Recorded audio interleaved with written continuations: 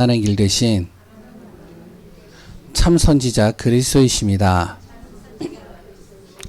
예수님은 죄와 저주에서 해방하신 참 제사장 그리스도이십니다.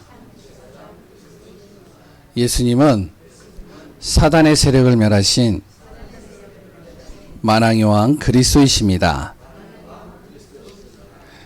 예수 그리스도는 내 마음속에 영원히 함께 계십니다. 예수 그리스도 모든 문제 해결자이십니다. 아멘. 아멘. 오늘도 그리스도로 충만하시기 바랍니다. 날씨가 꽤 덥죠? 예. 날씨도 그렇지만 교회도요, 에어컨을 틀어놔도 선풍기를 틀어놔도 시원하지가 않아요. 이제 에어컨 바람을 싫어하는 분들이야, 이제 더위를 잘 안 타는 사람들이야, 뭐 조금 괜찮겠지만, 근데 이게 장난이 아니에요. 제가 평일날 교회를 오면 갈등이 돼요. 들어가야 되냐 말아야 되냐 갈등이. 왜냐면 너무 더워요. 너무. 지금 7월 초인데 앞으로 이제 8월 이제 가장 뜨거운 여름날이 되면 어떻게 될까요? 제 신문을 봤더니 강서 쪽은 40도에 육박한대요. 가장 덥대요, 거기가. 왜 더운지는 모르겠는데, 정말로 이런 더운 여름 날씨 속에 시원하지도 않는데, 그럼에도 불구하고 내가 예배드리러 왔다. 하나님이 나를 어떻게 보실까요? 완전히 다르게 볼 거라고 저는 생각을 합니다. 우리는 구원받은 하나님의 자녀죠. 그렇죠? 그러면 하나님의 자녀는요, 하나님을 나의 아버지로 부를 수 있는 자격을 얻은 겁니다.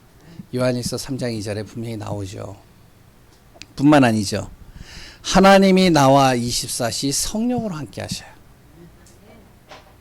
그리고요, 하나님은 나와 동행하시고 함께하는 정도가 아니죠. 동행하시고 인도하시고 도우시고 사단이 감히 나를 틈타지 못하도록 말씀으로 나를 지키십니다. 주의 능력으로 나의 삶을 또 이끌어 주시기까지 해요. 모든 만물을 창조하신 하나님께서 나와 함께 하시고 역사하신다면 어느 누구도 막을 수 없는 겁니다. 그러면 우리는요, 하나님의 자녀, 하나님의 백성, 하나님의 구원받은 자는 하나님이 하라는 대로 하면 되는 겁니다. 하나님의 뜻대로 내가 인도받으면 되는 것이죠. 정말 내가 하나님께로 맡기기를 결단했다면 이제부터 내 생각, 내 입장, 내 기준 그거 별로 중요하지 않습니다. 하나님께 맡기기로 결단했다면요.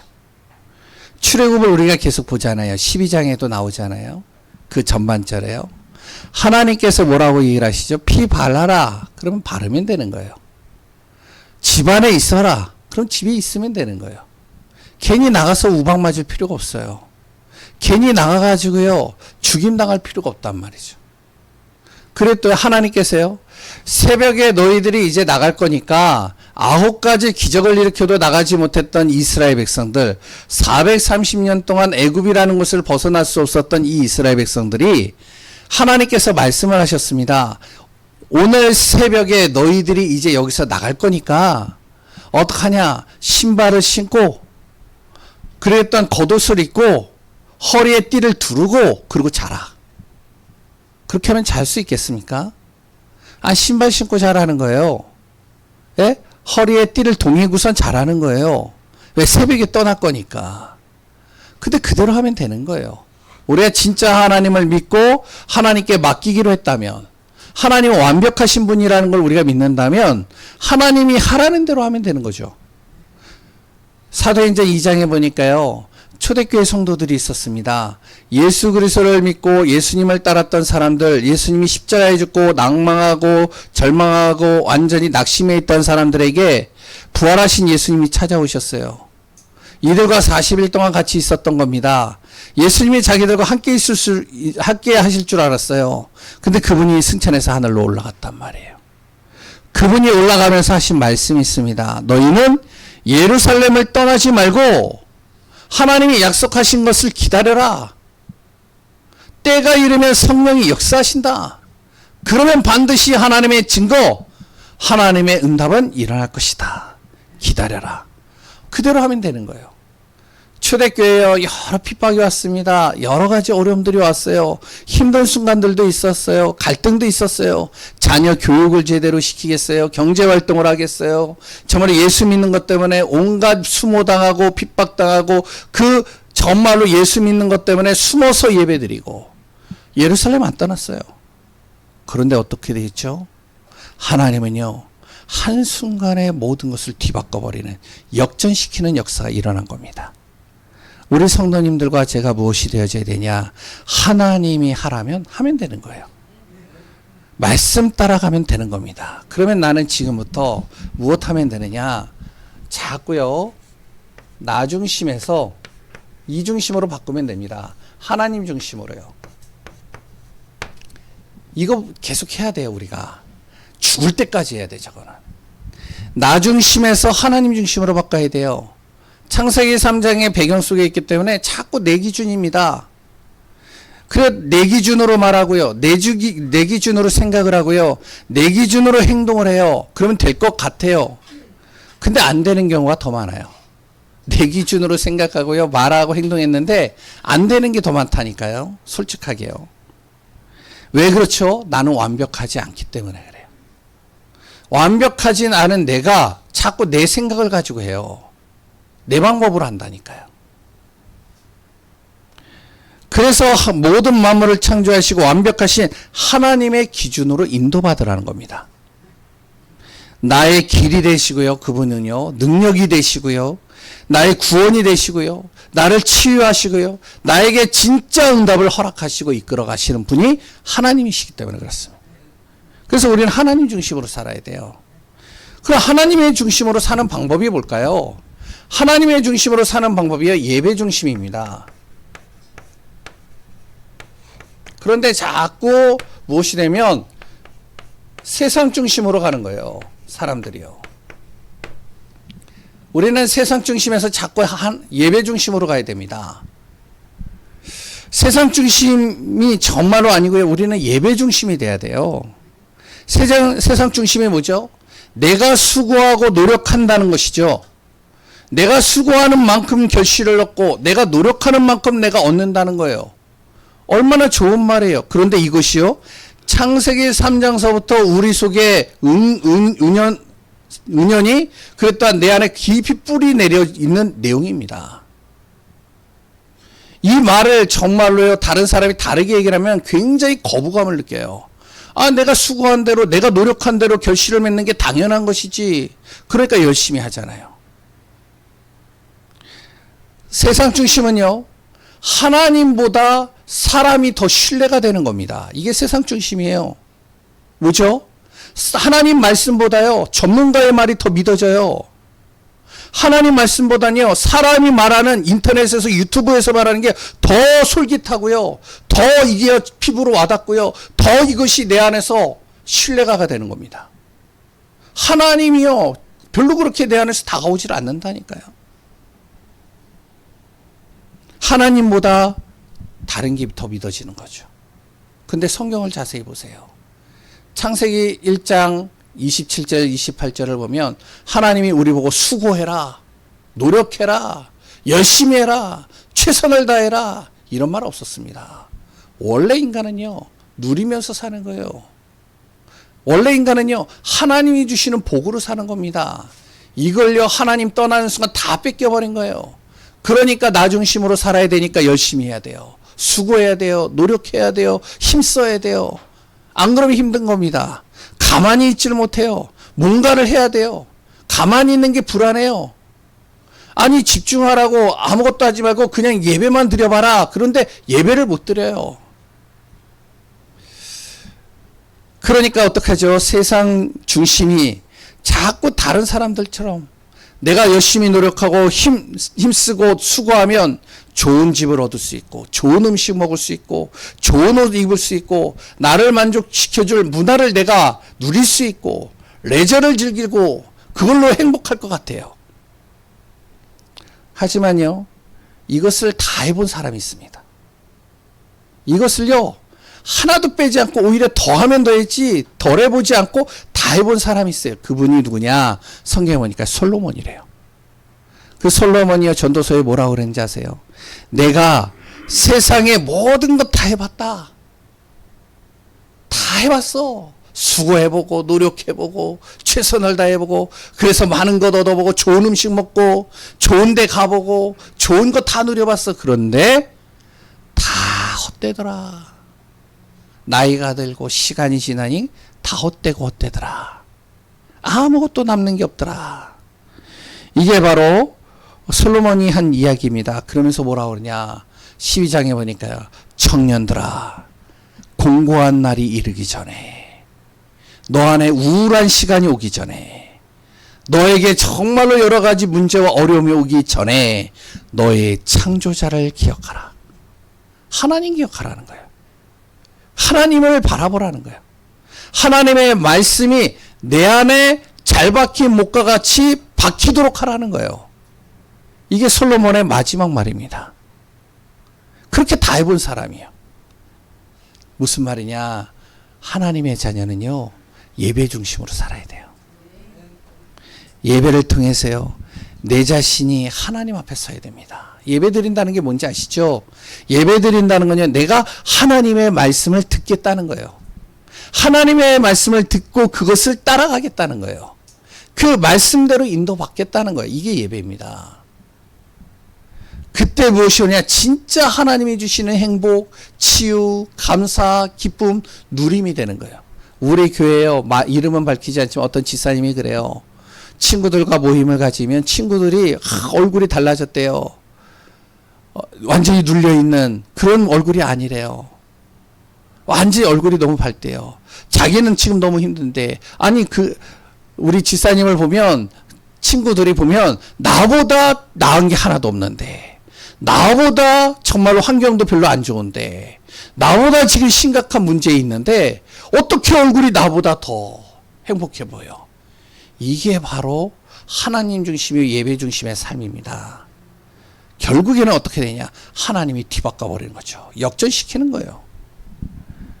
그래서 세상 중심은 자꾸 무엇이 되면 성공 중심으로 가는 거예요. 성공 중심으로.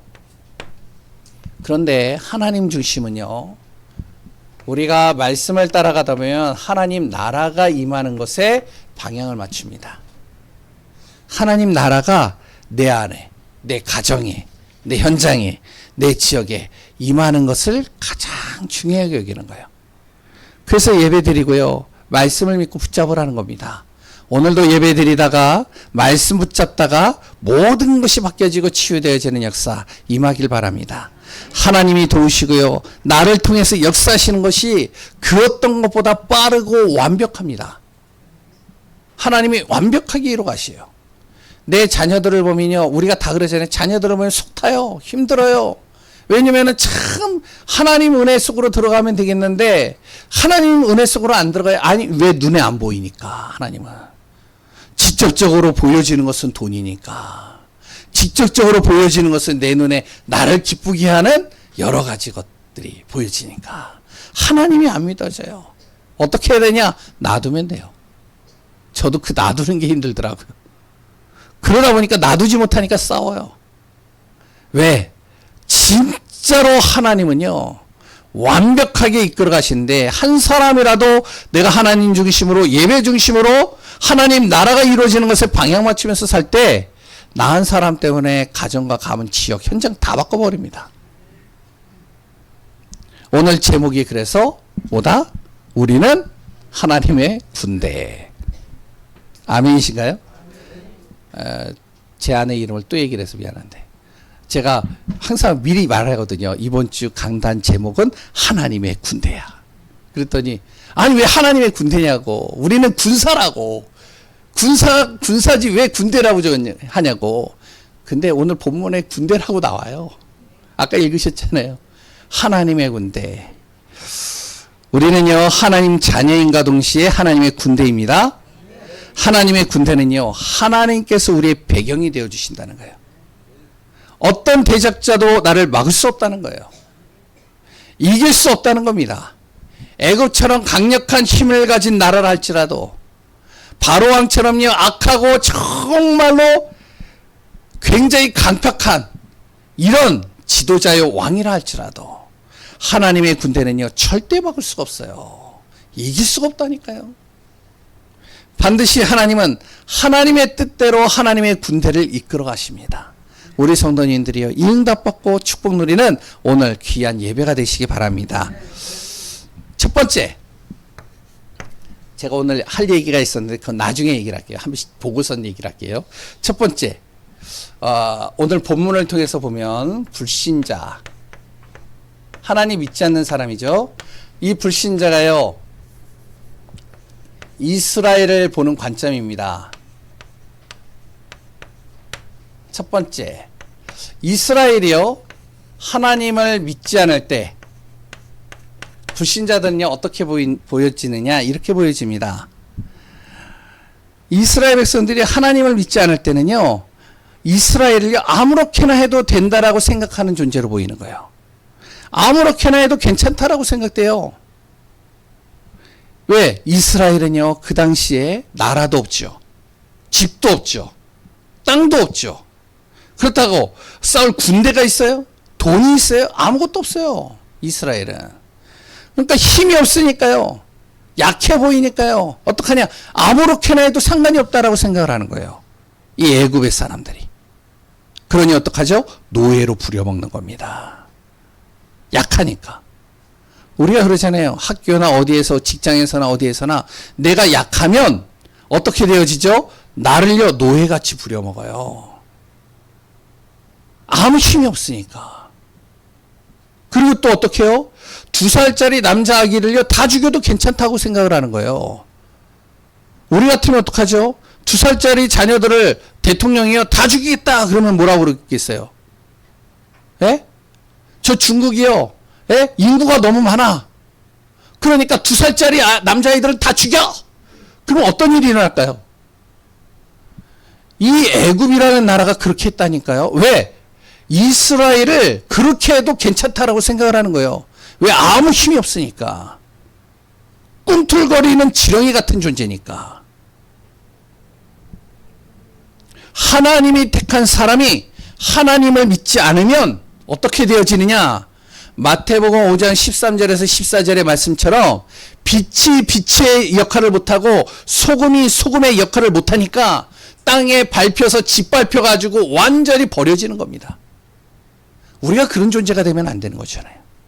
하나님의 백성이, 하나님의 군대가, 하나님의 자녀가 불신자가 볼 때 아무렇게나 해도 상관없는 존재로 보여지면 안 되잖아요. 아주 약한 존재이기 때문에 쟤네들은 내가 노예로 삼아도 문제될 게 하나도 없어 이렇게 보여지면 안 되잖아요. 이스라엘이요 하나님을 믿지 않는 그 순간부터 이런 상태로 바뀌는 거예요. 430년 동안. 그런데 그 이스라엘이요 하나님을 믿기 시작한 겁니다. 모세를 통해서 하나님이 찾아오셨어요.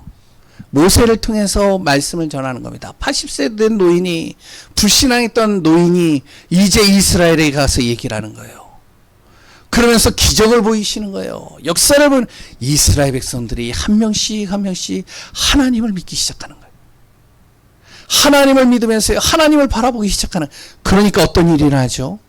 하나님을 이 이스라엘 백성들이 믿으면서 원네스가 되어버리니까 애굽이 두려워하는 거예요. 바로가 두려워하는 거예요. 두려움의 대상이 되는 겁니다. 31절을 보세요. 뭐라고 나오나? 그렇게 강팍했던 바로 왕이요 두 손 두 발 다 드는 겁니다. 이스라엘에게. 하나님이 그의 배경이 되어주니까 하나님을 믿는 이스라엘 백성들을 보니까 두려움의 대상이 되는 거예요. 32절에 뭐라고 그랬죠? 오히려 하나님께 자신을 축복해달라고 간청을 해요. 예전에 하나님을 무시했거든요. 자기들의 신, 라암셋, 그리고 또한 태양신, 나일강을 움직이는 신, 모든 신들을 우러러봤는데 이제는 뭐라고 그러냐? 32절에 하나님께서 자신을 축복해 주기를 기도 부탁하는 겁니다. 이런 존재가 되는 거예요. 불신자가 우리를 볼 때요, 정말로 기도 요청을 하는 거예요. 너를 보니까 진짜 하나님이 함께 하셔. 나를 위해서 좀 축복 기도 좀 해줘. 그러면서 어떡하죠? 또한 33절엔 이렇게 얘기를 합니다. 애굽 사람들이에요. 이거는 바로 왕이 아니에요. 애굽 사람들이요, 또 이렇게 얘기를 합니다. 이스라엘과 함께 있다가 우리가 다 죽을 것 같아. 그러니까 쟤네 좀 빨리 좀 내보내. 왜? 우리 다 죽을 것 같아. 가축 죽었지, 장자 죽었지, 그랬던 모든 곡식들 다 없어졌지. 완전히 난리가 아니에요. 그냥 완전히 재앙도 이런 재앙이 없어요. 하나님을 믿고 애굽에 나갈 때는 정말로 어떤 일이 일어나냐, 정말로 모든 것을 다 가지고 나오는 역사가 또 일어나는 겁니다. 왜 그렇죠? 35절, 36절, 38절에 보니까요, 이스라엘 백성들이 이제는 애굽 사람들이 다 나갔으면 좋겠다. 바로 왕도 나가라. 그러니까 이들이 나가는데 그냥 나가는 게 아니에요. 모세의 말처럼 하나님께서 모세에게 말씀했잖아요. 은금 패물과 모든 것을 다 가지고 나오리라. 모세가요, 이스라엘 백성들에게 말을 하는 겁니다. 나가서 이스라엘 백성들에게요, 애굽의 사람들에게 이야기해라. 요청해라. 너가 가지고 있는 금 나한테 줘. 너가 가지고 있는 은, 패물 다 나에게 줘. 너가 가지고 있는 가축 나에게 줘. 그럼 나갈게. 아, 그래, 다 가져가. 다 줄 테니까 빨리 좀 나가. 나 죽을 것 같아. 38절에 나오잖아요. 이스라엘이 하나님을 믿지 않을 때는 노예가 되게 하고 무시당하고 어려움 속에 있는 그런 모습으로 살았지만, 하나님을 믿고 애굽에 나갈 때는요, 수많은 가축을 거닐고 나오는 거예요. 이게 하나님을 믿는 자의 모습입니다. 그렇다면 우리가 알아야 되겠죠. 왜 나는 하나님을 믿는다라고 하는데 왜 어렵고 힘들고 눌리고 잘 안 되고 무기력에 빠지고 왜 이렇게 힘들까? 아니, 한 번 어려움을 당하는 거는 그래도 이해가 돼. 근데 하는 것마다 다 어려움을 당해. 다 실패해. 다 무너지는 거야. 왜 그럴까? 알아야 되겠죠. 우리가 잘 알아야 됩니다. 내 자신 하나님을 믿는 것 같지만 진짜로요, 내가 하나님을 믿는지 안 믿는지는 누가 더 잘하느냐? 하나님이 가장 잘합니다. 불신자가 볼 때요, 정말 하나님이 저 사람에게 살아계시는구나, 이게 보여줘야 돼요. 내 가족이 불신자잖아요. 내 가족이 볼 때 우리 엄마가, 우리 남편, 아빠가, 우리 할머니가, 할아버지가 하나님이 믿어지는 게 보이는 거예요. 그럼 어떻게 되죠? 기도 요청하겠죠. 두려워하겠죠. 부탁하겠죠. 이게 바로 진짜 하나님 믿는 사람입니다. 불신자가 볼 때 살아계신 하나님이 보여야 돼요. 하나님을 믿는 사람들이 두렵게 여길 정도로 정말로 우리가 그런 존재가 되어져야 됩니다. 불신자가요, 하나님께 정말로 하나님을 믿는 사람들에게 기도 부탁을 요청한다, 그 정도가 되어져야 됩니다. 그 응답을 받아야 돼요. 이스라엘이 그랬잖아요. 불신자의 눈에 그렇게 보여야 돼요. 두 번째, 하나님이 보실 때 이스라엘입니다.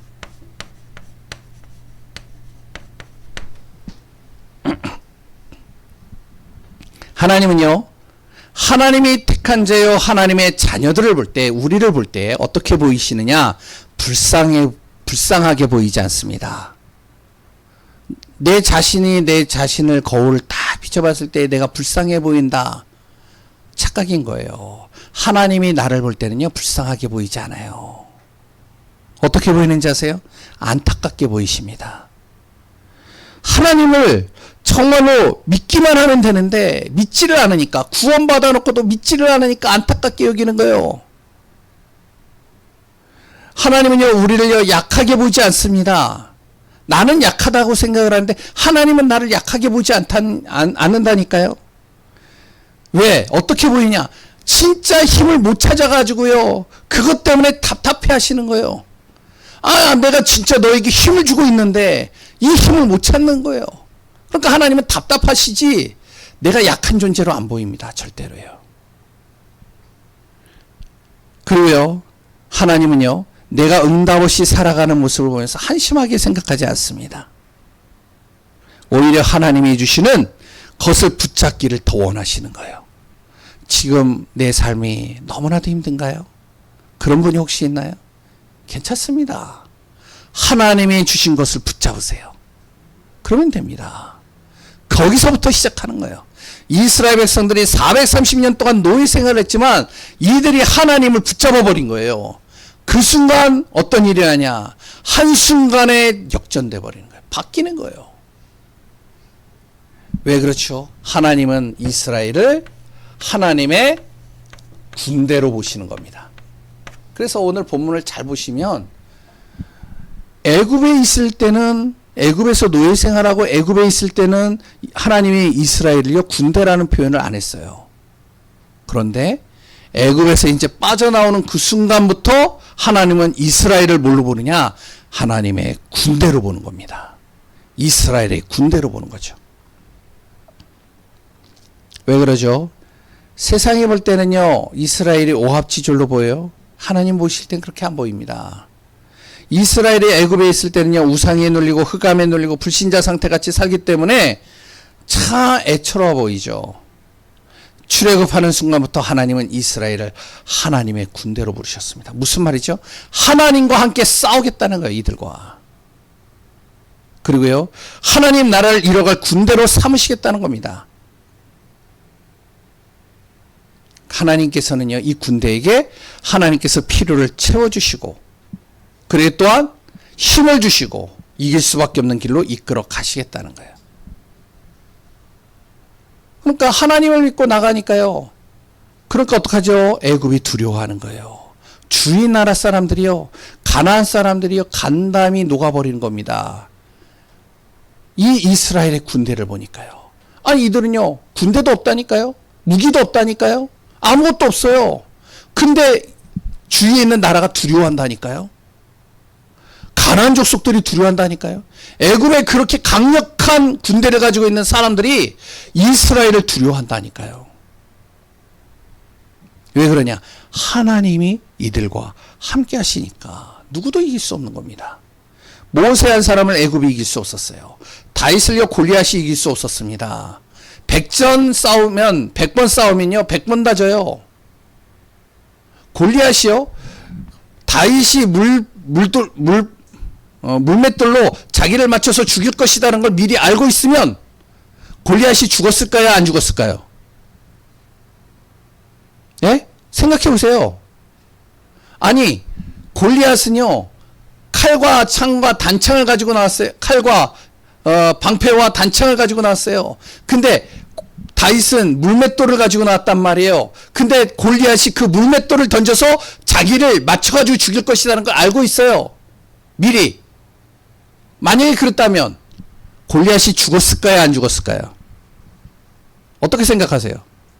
안 죽었어요? 안 죽었다 표. 죽었다 표. 나 모르겠다 표. 죽었어요. 물맷돌이 중요한 게 아닙니다. 제가 지금까지 설명했잖아요. 하나님이 함께 하시니까 물맷돌을 가지고 죽이지 못했다. 다른 방법으로 하나님이 죽이십니다. 어떡하죠? 피하다가 바위에 걸려가지고 넘어져가지고 뇌진탕 걸리거나. 방법은 여러 가지가 있어요. 몰라요 그거는. 우리가 잘 알아야 됩니다. 어떠한 기술 때문에 죽은 게 아니에요. 그 사람의 능력 때문에 죽은 게 아닙니다. 그 물맷돌에 하나님이 그 손을 붙잡았기 때문에 역사하는 겁니다. 그러니까 그 오합지졸 같은 이스라엘을 다 두려워할 수밖에 없는 거예요. 우리가 그런 존재가 돼야 됩니다. 우리는요 하나님의 군대예요. 그러면서 두 번째는 하나님은 우리를 구별된 자로 부르신 거죠. 이게 구별된 자가 뭐냐면 여기에 보니까요. 구별되어졌다는 것은 세상 것과 같이 세상 사람들과 함께 먹지 말라는 게 아닙니다. 여기 이제 먹지 말라는 얘기가 나오죠. 그 얘기를 하는 게 아니에요. 음식을 같이 먹지 말라 그 얘기를 하는 게 아닙니다. 그래서 지금도요. 나는 우상에게 절한 음식 안 먹어. 나는 불신자들하고 같이 어울려서 안 먹어. 너희들은 그래 술 먹어. 나는 너희들하고 안 어울려. 이런 말이 아니에요. 이거는. 무슨 말인지 아세요? 단순히 할례 받지 않는 사람들과 함께 먹지 말라는 말이 아니라 세상 것과 타협하지 말라는 말이에요. 오히려 그 세상의 사람들을 하나님의 품으로 인도하라는 거예요. 그들을 할례를 받기 위해서 같이 먹을 수 있도록 하면 허락하겠다, 이 말이에요. 뭐 무슨 말이죠? 내가 거기에 끌려가지 말고 그들 저마로 하나님의 품으로 인도하라는 겁니다. 구별된 자는 그렇게 해야 돼요.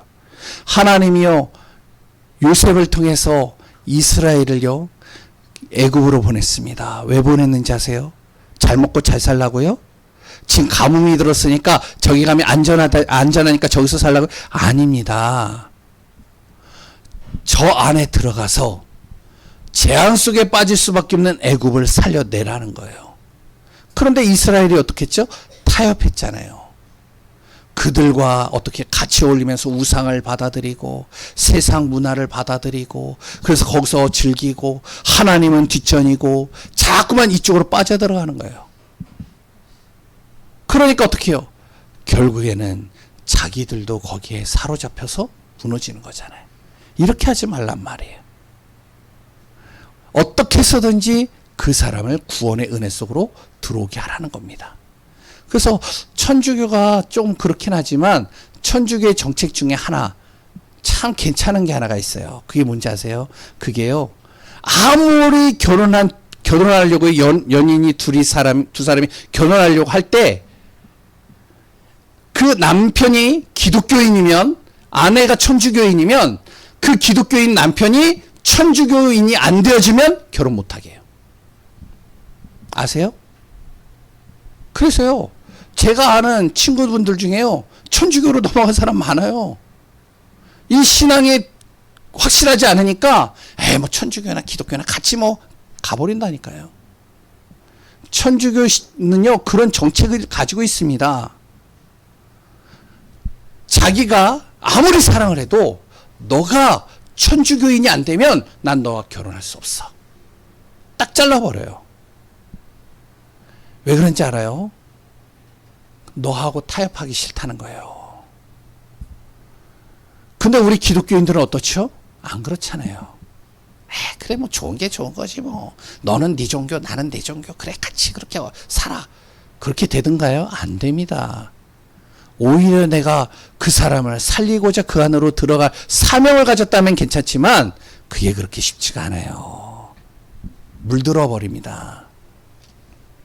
그래서 오늘 구별된 존재로 너희들이 택함 받았다는 이 말이 이 말입니다.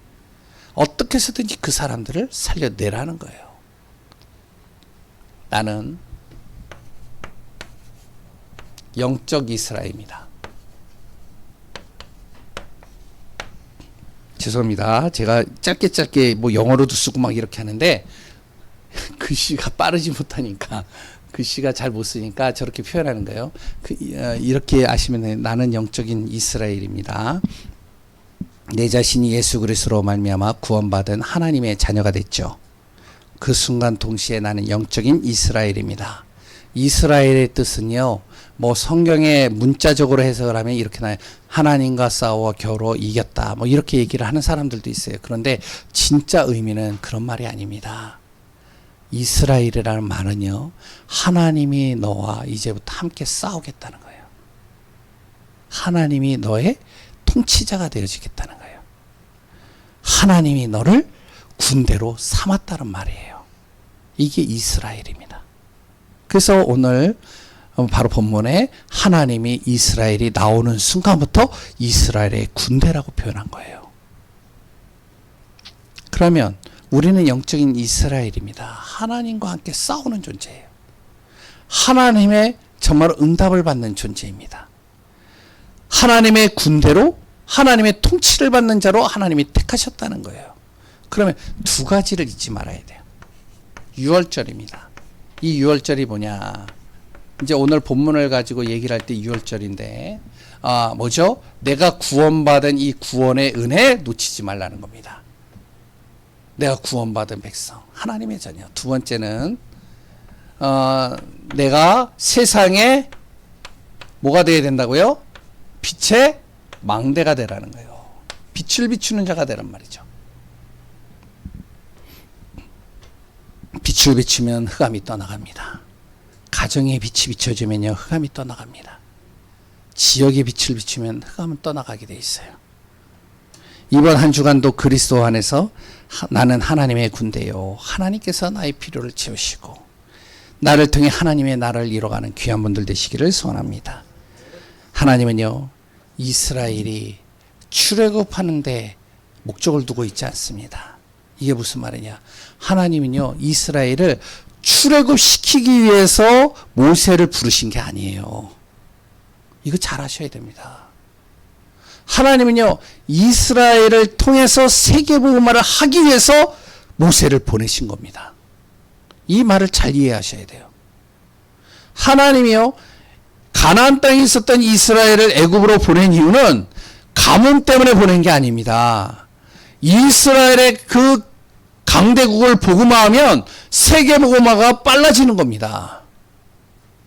하나님께서 그 이스라엘 백성들을 다시 출애굽시키는 이유, 영향을 끼치 못하기 때문에 이들을 다시 빼내서 현장으로 보내기 위해서 빼내시는 거예요. 왜 빼느냐? 세계복음화하려고요. 그걸 통해서 애굽이 하나님을 알게 하고 모든 주위 나라들이 하나님을 알도록 만드는 겁니다. 우리를 구원하신 이유가 뭔지 아세요? 하나님은 우리를 그냥 구원하신 게 아니에요. 그 목적이 있습니다. 나를 통해 가정 살리겠다는 거예요. 지역 살리겠다는 거예요. 후대 살리겠다는 거예요. 여기에 방향 맞추라는 거예요. 그 응답의 축복 속에 있는 귀한 분들 되시기 바랍니다. 하나님 감사합니다. 예수 그리스도의 은혜 최고의 복을 누리는 귀한 분들 되게 하여 주옵소서. 오늘도 그리스도로 승리하는 하나님의 군대요, 하나님의 응답을 받은 자임을 고백하게 하소서. 살아계신 예수 그리스도의 이름으로 기도합니다. 아멘.